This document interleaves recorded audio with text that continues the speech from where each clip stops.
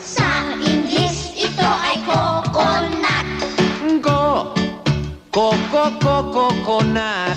Sa Tagalog, ito ay buko.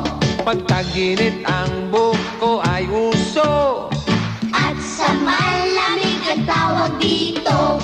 Kapag kayo'y may sakit sa bato, Uminom ng sabaw ng buko.